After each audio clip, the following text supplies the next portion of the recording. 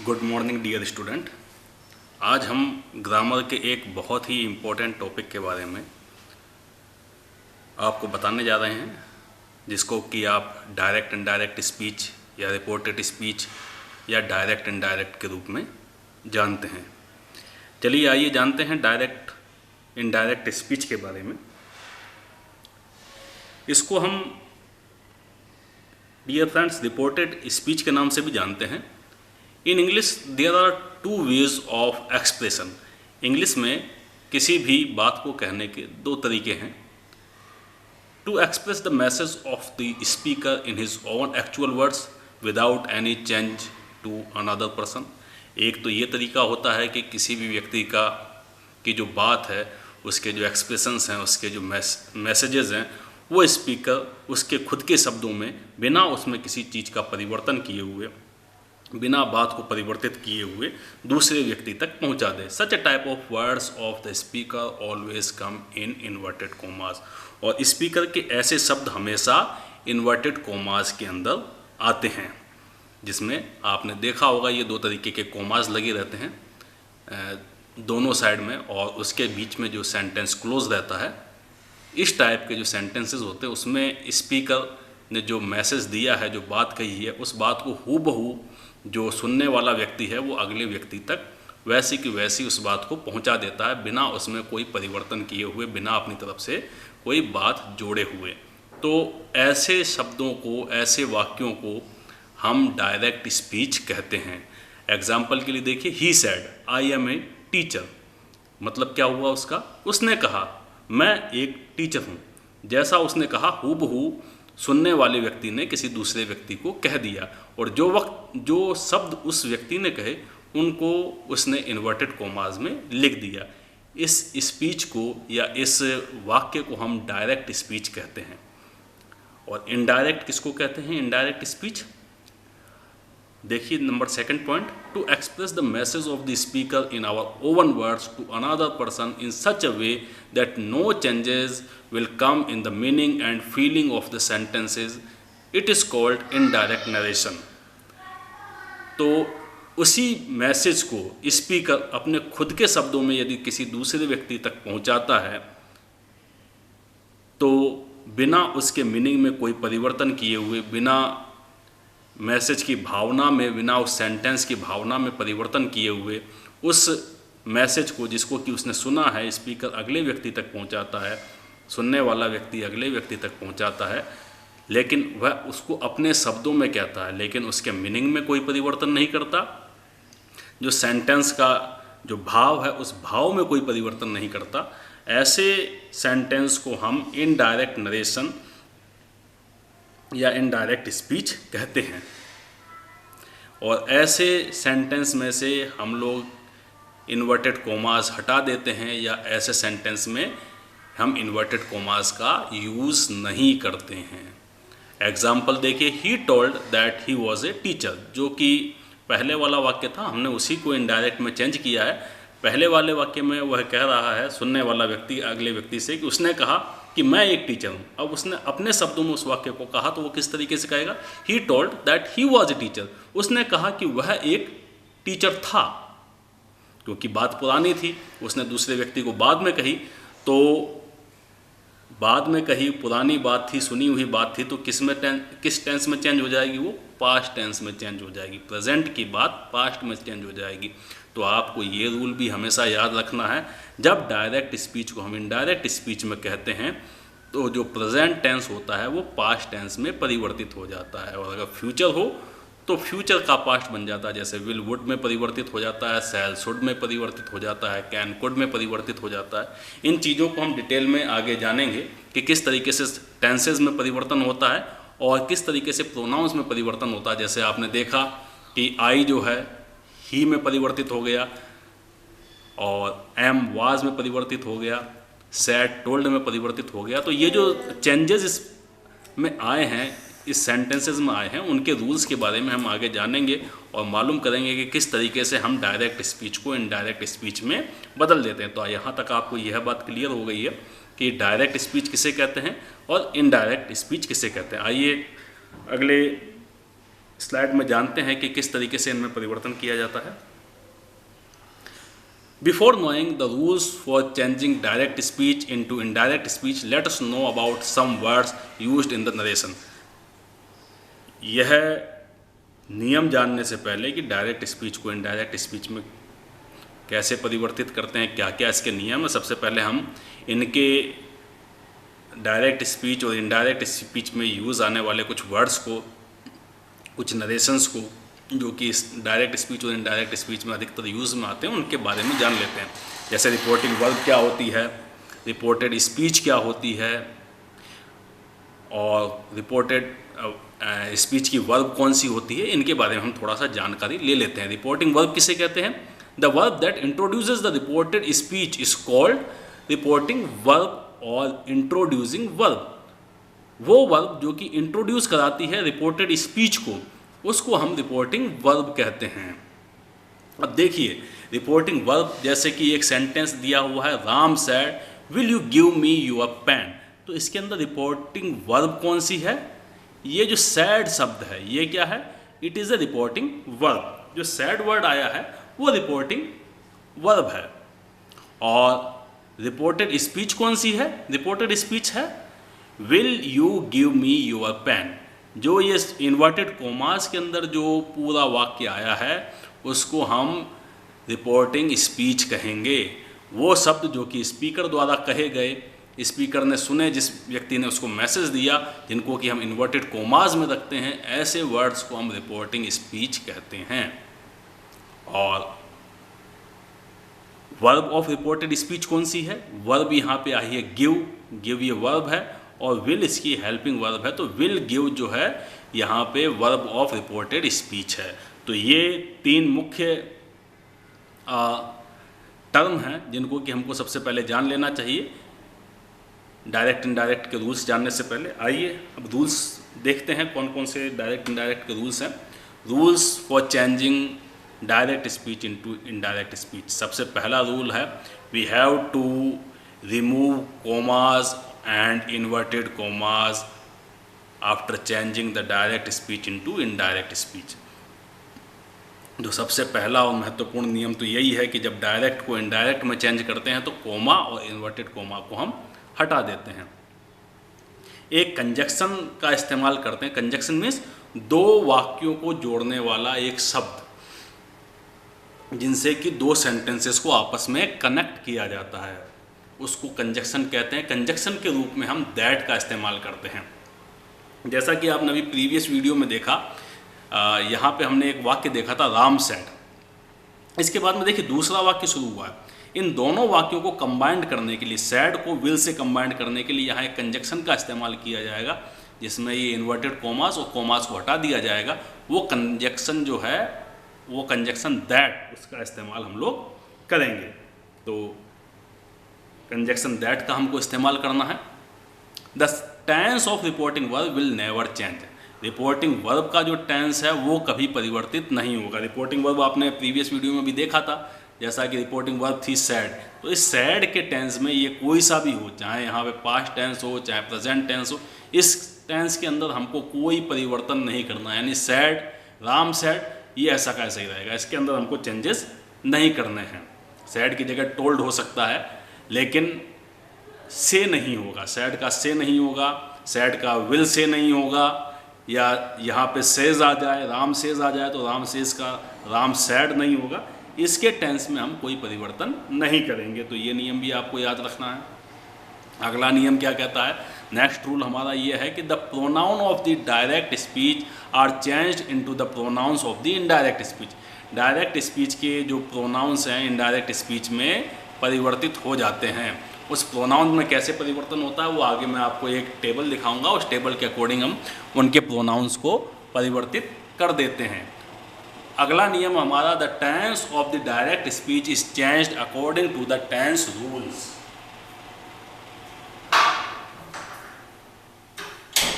यानी कि जो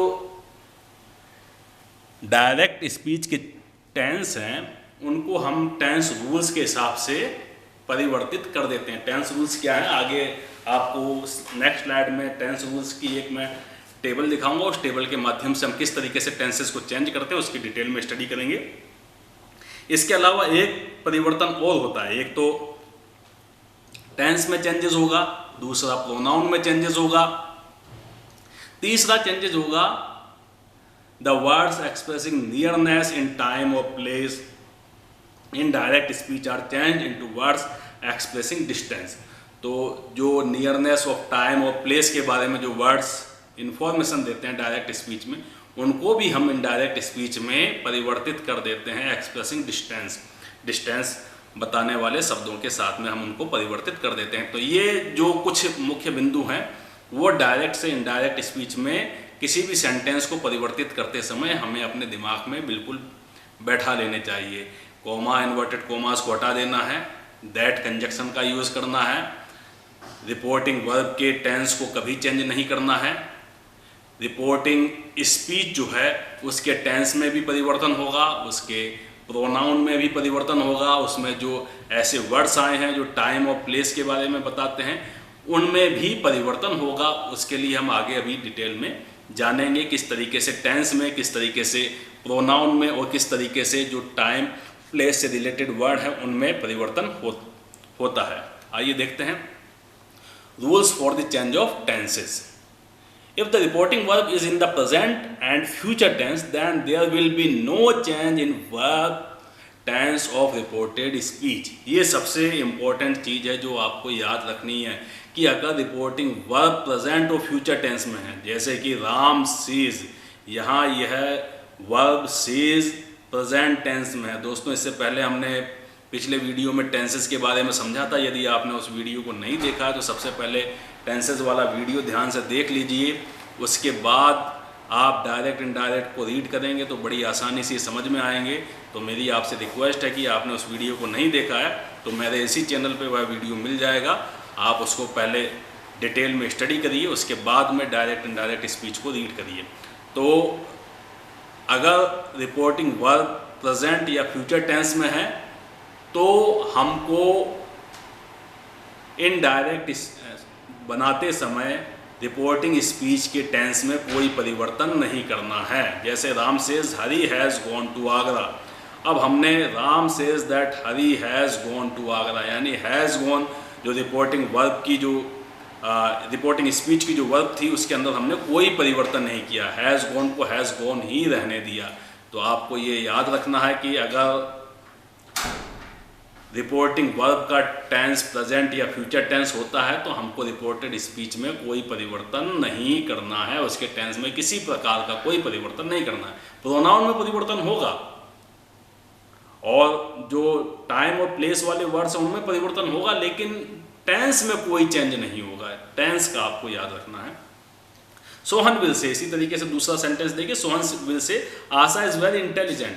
अब देखिए इसमें भी कोई परिवर्तन नहीं हुआ क्योंकि यहाँ विल से आया, यहाँ फ्यूचर टेंस आया, तो हमने इस इनडायरेक्ट में भी उसके टेंस को वैसा का वैसा ही रहने दिया। Sohan will say that Asha is very intelligent, यानी आशा जो इंटेलिजेंट है, जिसको कि इज वर्ब जो है इंडिकेट कर रही है, बता रही है कि ये किस समय का सेंटेंस है, उसको वैसा का वैसा ही हमने रहने दिया है, इसमें कोई परिवर्तन नहीं किया है। इफ द दूसरा नियम आप देखिए, if the reporting verb is in past tense then we change the tense of the reported speech. लेकिन अगर रिपोर्टिंग वर्ब पास्ट टेंस में है तो हमको रिपोर्टेड स्पीच के टेंस में परिवर्तन करना पड़ेगा।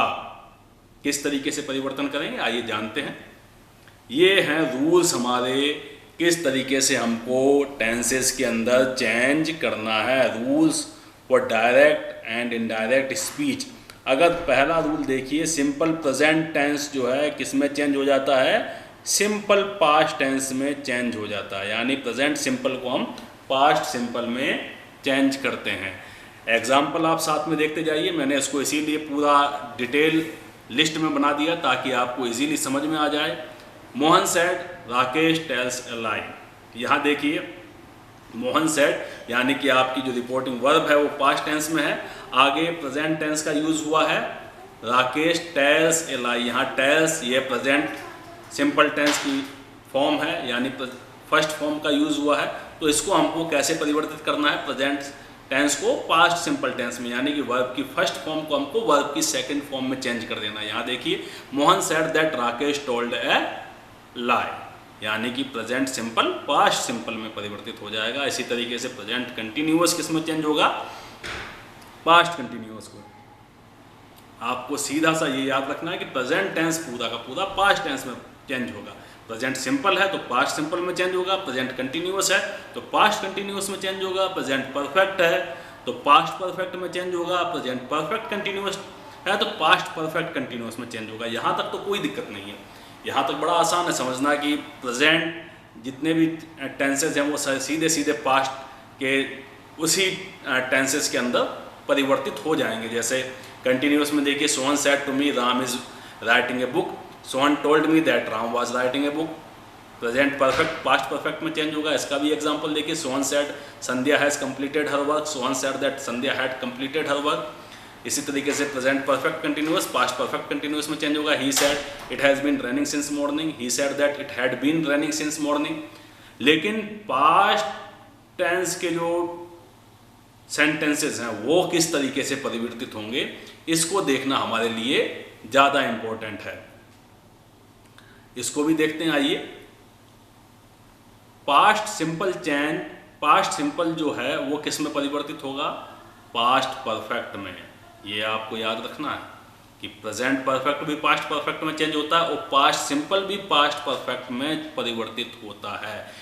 जैसे कि he said the horse died in the night, तो ये पास्ट सिंपल का टेंस सेंटेंस है, इसको हमको पास्ट परफेक्ट में परिवर्तित करना है। ही said that the horse had died in the night, यानी हैड प्लस वर्ब की थर्ड फॉर्म लगानी है। पास्ट कंटिन्यूअस किस में चेंज होगा, पास्ट परफेक्ट कंटिन्यूअस में। ये भी आपको याद रखना है। Mohan said the student were learning their lesson, यानी वाज वर्ब प्लस वर्ब की फर्स्ट फॉर्म में आईएनजी लगी हुई हो तो हमको क्या करना है, वाज वर्ब प्लस वर्ब की फर्स्ट फॉर्म के साथ आईएनजी को हैड बीन प्लस वर्ब की फर्स्ट फॉर्म के साथ आईएनजी में परिवर्तित कर देना है। जैसे कि Mohan said that the students had been learning their lesson. तो ये आपको नियम बहुत अच्छे से याद रखना है दोस्तों कि जो पास्ट सिंपल है पास्ट परफेक्ट में परिवर्तित होता है और पास्ट कंटिन्यूअस जो है पास्ट परफेक्ट कंटिन्यूअस में चेंज होता है। इसी के साथ साथ आपको ये भी याद रखना है कि पास्ट परफेक्ट टेंस में कोई परिवर्तन नहीं होता है, यानी कि पास्ट परफेक्ट टेंस में अगर डायरेक्ट स्पीच है तो इनडायरेक्ट स्पीच में भी उसका टेंस वही रहेगा। जैसे कि they said Usha had won the match, तो इसके टेंस में कोई परिवर्तन नहीं होगा।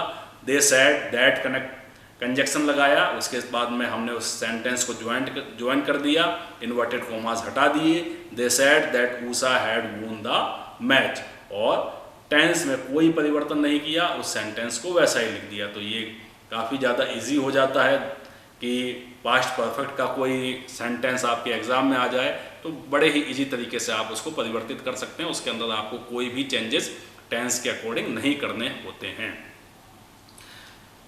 इसी तरीके से पास्ट परफेक्ट कंटिन्यूअस जो टेंस होता है उसके अंदर भी आपको कोई परिवर्तन नहीं करना होता। जैसे she said Asha had been reading for 2 hours, इसके भी टेंस में कोई चेंजेस नहीं होगा। सी सेड लिख दिया, कंजक्शन दैट का इस्तेमाल किया, इन्वर्टेड कॉमास हटा दिए, उसके बाद के सेंटेंस को वैसा ही लिख दिया, Asha had been reading for 2 hours.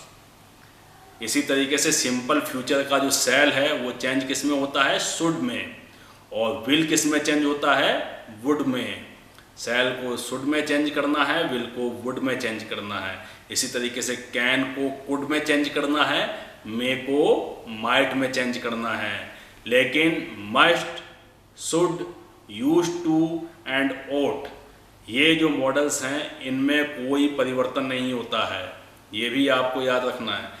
Can could में परिवर्तित हो जाएगा, कैन जो मॉडल है उसको कुड में चेंज करना है, मे माइट में चेंज होगा। लेकिन must, should, use to and ought, इसमें कोई भी चेंजेस नहीं होगा। एग्जाम्पल आप देख लीजिए, I will be in the school in the morning, he said that she would be in the school in the morning. अब देखिए यहाँ पे आप एक चीज और सीख लीजिए, आगे वैसे मैं डिटेल में आपको बताऊंगा कि आई जो है इन्वर्टेड कोमास के अंदर का जो आई था वो किस में परिवर्तित हो गया, बाहर वाले सेंटेंस के हिसाब से ही में, सॉरी यहाँ थोड़ी सी मिस्टेक हो गई है, ही said that he would be in the school in the morning, यहाँ ही आएगा, ये थोड़ा गलत हो गया, इसको आप इम्प्रूव कर लीजिएगा। He said that he would be in the school in the morning, यहाँ ही है। इसी तरीके से दूसरा, he said I can jump in to the river, he said that he could jump in to the river, I किस में change हो गया, ही के अकॉर्डिंग हमने आई को चेंज कर दिया। जो रिपोर्टेड वर्ब है उसके सब्जेक्ट के अकॉर्डिंग हमने आई को चेंज किया है। इसी तरीके से ही said I may drive A car, he said that he might drive A car. तो जो फर्स्ट पर्सन है वो रिपोर्टेड वर्ब के सब्जेक्ट के अकॉर्डिंग परिवर्तित हो जाता है। ये इन्फॉर्मेशन भी हमको यहाँ से मिलती है। और इसी तरीके से मस्ट और शुड, यूज टू में कोई परिवर्तन नहीं होता है। The teacher said Ram must be rewarded, the teacher said that Ram must be rewarded, तो इसमें कोई परिवर्तन नहीं होता। आइए दूसरा अब नियम जानते हैं हम, rules for change of pronouns. Pronouns किस तरीके से चेंज होते हैं इसका नियम जान लेते हैं। जैसा कि मैंने आपको अभी थोड़ी देर पहले ही बताया था कि the first person of the reported speech change according to the subject of the reporting verb, यानी कि फर्स्ट पर्सन जो होता है, फर्स्ट पर्सन में आते हैं आई और वी। इसकी भी मैं डिटेल में आपको एक चार्ट द्वारा समझा दूंगा कि फर्स्ट पर्सन में सब्जेक्टिव फॉर्म कौन सी होती है, उसकी ऑब्जेक्टिव फॉर्म कौन सी होती है, पॉजेसिव फॉर्म कौन सी होती है। दोस्तों इसकी हमने डिटेल स्टडी हमारे, याद हो आपको तो प्रोनाउन वाले वीडियो में की थी। और यदि आप प्रोनाउंस को डिटेल में जानना चाहते हैं तो प्रोनाउंस वाला मेरा वीडियो आप देख सकते हैं और प्रोनाउंस के बारे में डिटेल स्टडी भी कर सकते हैं। तो डायरेक्ट स्पीच, इनडायरेक्ट स्पीच एक काफ़ी इम्पोर्टेंट टॉपिक है। यह पूरे ग्रामर को कवर करता है। इसके अंदर जाने से पहले आपको जो सेंटेंस है उसके स्ट्रक्चर के बारे में काफ़ी डीप नॉलेज होने चाहिए कि कितने तरीके के, how many types of sentences are there in the English grammar, what is pronoun, what is tense, what is noun, what is subject, what is object। आपको ये सारी इंफॉर्मेशन पहले होनी चाहिए, तभी आप डायरेक्ट स्पीच से इनडायरेक्ट स्पीच को कनेक्ट कर सकते हैं। इसलिए अगर आपने इन चीज़ों को की स्टडी नहीं की है तो मेरी आपसे रिक्वेस्ट है कि आप इन वीडियोस को आसानी से मेरे इस YouTube channel English is easy में देख सकते हैं और इनकी स्टडी कर सकते हैं। तो प्रोनाउंस किस तरीके से परिवर्तित होते हैं, the first person of the reported speech changes according to the subject of the reporting verb. तो सब्जेक्ट, जो रिपोर्टिंग वर्ब का सब्जेक्ट है, जैसे कि यहाँ सब्जेक्ट आया सी के अकॉर्डिंग हमको आई को परिवर्तित करना है। आई और वी फर्स्ट पर्सन प्रोनाउन है, आई और वी को हमको जो रिपोर्टिंग वर्ब का सब्जेक्ट है उसके अकॉर्डिंग परिवर्तित करना है। तो आई यहाँ किस में परिवर्तित हो जाएगा, सी के अकॉर्डिंग सी में परिवर्तित हो जाएगा। सी में क्यों होगा, हर में क्यों नहीं होगा, क्योंकि आई सब्जेक्ट के रूप में यहाँ पे इस्तेमाल हुआ है और सब्जेक्ट के अकॉर्डिंग ही हमको इसको चेंज करना है, इसलिए आई सी में ही चेंज होगा। ये भी आपको याद रखना है। इसी तरीके से second person of reported speech change according to the object of the reporting verbs. और सेकंड पर्सन जो होता है, सेकंड पर्सन में क्या आता है, यू आता है। यू किसके अकॉर्डिंग परिवर्तित होता है, जो रिपोर्टेड वर्ब का ऑब्जेक्ट है उसके अकॉर्डिंग परिवर्तित होता है। जैसे ही सेड टू मी, यहाँ ऑब्जेक्ट क्या आया, मी आया, रिपोर्टिंग वर्ब का ऑब्जेक्ट क्या है, मी है, तो मी के अकॉर्डिंग हमको यू को परिवर्तित करना। अब दोस्तों ये देखिए कि मी तो यहाँ पे ऑब्जेक्ट के रूप में आया, लेकिन मी का जो सब्जेक्ट होता है, सब्जेक्ट का रूप होता है वो क्या होता है, आई होता है। तो हमको यू की जगह क्या लिखना है, मी का ऑब्जेक्टिव रूप नहीं लिखना है, मी का सब्जेक्टिव रूप लिखना है, मी की सब्जेक्टिव फॉर्म लिखनी है। तो मी की सब्जेक्टिव फॉर्म आई होती है, तो हमको यू की जगह आई लिखना है, क्योंकि यहाँ यू सब्जेक्ट के रूप में इस्तेमाल हुआ है। तो सब्जेक्ट के रूप में इस्तेमाल होने वाली फॉर्म ही हमको यहाँ पे परिवर्तित करके लिखनी है। तो हम इसको किस तरीके से चेंज करेंगे, he told me that I was happy, यानी यू किस में चेंज होगा, आई में चेंज होगा, मी के अकॉर्डिंग, क्योंकि मी की सब्जेक्टिव फॉर्म आई होती है, तो हमने यहाँ आई लिखा। The third person of the reported speech doesn't change, लेकिन थर्ड पर्सन जो रिपोर्टेड स्पीच का होता है उसमें कोई परिवर्तन नहीं होता है। जैसे she says he is a lawyer, तो यहाँ ही में कोई परिवर्तन नहीं होगा। She says that he is a lawyer, यानी कि केवल फर्स्ट पर्सन और सेकंड पर्सन में ही चेंजेस होते हैं, थर्ड पर्सन में कोई भी परिवर्तन नहीं होता है। ही, सी, इट, दे, इनमें कोई परिवर्तन नहीं होगा। अब हम इसकी first person, second person, third person की सब्जेक्टिव, ऑब्जेक्टिव और पॉसेसिव फॉर्म देख लेते हैं क्या होती है, ताकि आपको इजीली ये मालूम पड़ सके कि मी आ गया तो किस में चेंज होगा, माई आ गया तो किस में चेंज होगा, आवर आ गया तो उसकी सब्जेक्टिव फॉर्म क्या होगी, ये सब जानकारी आपको हो जाए। इसके लिए ये एक चार्ट आपके लिए तैयार किया है हमने। You can read this chart carefully to know about the changes in pronoun. Person देखिए, फर्स्ट पर्सन, इसकी जो नॉमिनेटिव और सब्जेक्टिव फॉर्म होती है आई और वी होती है फर्स्ट पर्सन की, मैंने आपको जैसा पहले बताया। ऑब्जेक्टिव फॉर्म इसकी दोस्तों मी, आई की ऑब्जेक्टिव फॉर्म मी, वी की ऑब्जेक्टिव फॉर्म अस। इसी तरीके से आई की पॉसेसिव फॉर्म माई या माइन, वी की पॉसेसिव फॉर्म आवर और आवर्स, आई की reflective form myself, we की आवर सेल्फ। इसी तरीके से सेकंड पर्सन में देखिए यू आता है सेकंड पर्सन में, सब्जेक्टिव फॉर्म यू की यू ही होती है। सेकंड पर्सन में जो यू है उसकी ऑब्जेक्टिव फॉर्म भी यू होती है, लेकिन पॉसेसिव फॉर्म योर्स होती है। इसी तरीके से इसकी रिफ्लेक्टिव फॉर्म योर सेल्फ या योर सेल्स होती है। थर्ड पर्सन में ही, सी, इट और दे को हम काउंट करते हैं।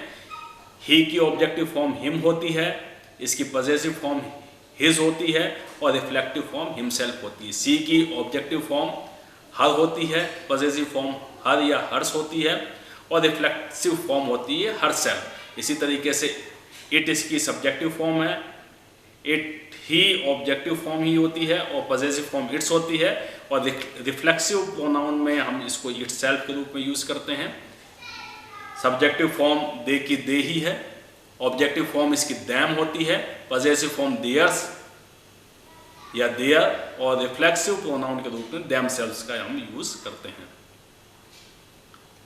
चलिए आइए जानते हैं जो वर्ड्स एक्सप्रेस करते हैं nearness of time and position को, उसको डायरेक्ट स्पीच से इनडायरेक्ट स्पीच में परिवर्तित करते समय कैसे परिवर्तन कर देते हैं। अगर डायरेक्ट स्पीच के अंदर एगो का यूज हुआ है तो इनडायरेक्ट बनाते समय हम एगो को बी फॉर्म में बदल लेते हैं। डायरेक्ट स्पीच में कम आया है तो इनडायरेक्ट में हम उसको गो कर देते हैं, हेयर को देयर कर देते हैं, जस्ट को देन कर देते हैं, नाउ को भी देन में परिवर्तित कर देते हैं, दिस दैट में परिवर्तित हो जाता है, दीज दोज में चेंज हो जाता है, टू नाइट दैट नाइट में चेंज हो जाती है, today will change into the next day, yesterday change into the previous day, tomorrow change into the next day. इस तरीके से इनमें परिवर्तन होता है। अब कुछ एक्सरसाइज आपके लिए यहाँ मैंने सॉल्यूशन के साथ रखी हैं, आपको मैं एक दो सॉल्यूशन बता देता हूँ, उसके बाद आप अपने अकॉर्डिंग आप इन सारी एक्सरसाइज को रीड करें और इनको सॉल्व करने की कोशिश करें, और इसके आंसर भी आप यहाँ पे इजीली फाइंड आउट कर सकते हैं। जैसे फर्स्ट सेंटेंस है mister Kapil said I am very tired. अब इसको हमको इनडायरेक्ट स्पीच में परिवर्तित करना है, तो मिस्टर कपिल सेड, क्योंकि मैंने आपको बताया था कि रिपोर्टेड वर्ब के टेंस में कोई चेंज नहीं होता, तो मिस्टर कपिल सेड वैसा का वैसा ही लिखना है। इन्वर्टेड कोमास हटा देने हैं, हमने हटा दिए। कंजक्शन किसका इस्तेमाल करना है, दैट का इस्तेमाल करना है, कंजक्शन दैट लगा दिया। अब आई, क्योंकि फर्स्ट पर्सन है, फर्स्ट पर्सन को मैंने आपको बताया था कि जो रिपोर्टेड वर्ब का जो सब्जेक्ट के है उसके अकॉर्डिंग चेंज होता है। यहाँ पे सब्जेक्ट आया मिस्टर कपिल, मिस्टर कपिल एक व्यक्ति का नाम है, आदमी का नाम है, तो हम इसको जब परिवर्तित करेंगे तो आई सब रिपोर्टेड वर्ब के हिसाब से किस में चेंज हो जाएगा, ही में परिवर्तित हो जाएगा। तो mister Kapil said that he was very tired. इसी तरीके से दूसरा देखिए, my father said the sun rises in the east, my father said that the sun rises in the east. अब देखिए यहाँ पे the sun rises in the east, इसमें कोई परिवर्तन नहीं हुआ। इस टेंस के परिवर्तित नहीं होने के पीछे दोस्तों रीजन ये है कि क्योंकि यह एक ऐसा वाक्य है जो हमेशा सत्य रहता है, शाश्वत सत्य है, इसलिए ऐसे वाक्यों में कभी भी टेंस में कोई परिवर्तन नहीं होता है। जो हमेशा सत्य रहने वाली चीज़ें हैं उनमें कोई परिवर्तन नहीं होता है। My father said that the sun rises